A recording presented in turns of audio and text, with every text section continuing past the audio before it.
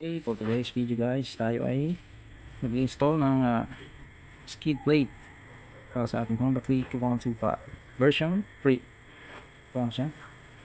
Stainless siya guys. No? Mayroon finish siya sa ilalim. And then dito na ay normal na lang siya finish. Okay, so pa natin i-install. Medyo makapal siya guys. Ayan siya, kita nyo na. Tingnan natin yung tsura pagkakabit na.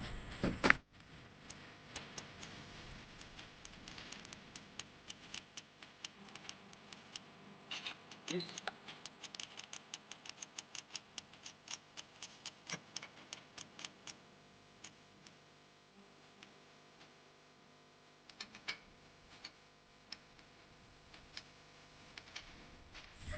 Ito lang ating mga babas ng pamilita.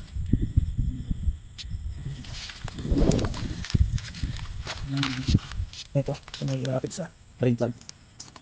Yan, saka ito. Yan. Ito, malapit sa drain plug. Yan ang nabak na tinigit natin sila. So, dalawa. Apat na. Ito lang ang result guys.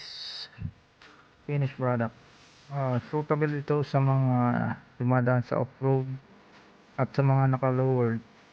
Lalo na sa mga naka-lowered natin dyan, iwas basag makina yan guys. Iwas gastos malala. Kaya nasa inyo na yan guys. Ito ang result. Ganda nyo.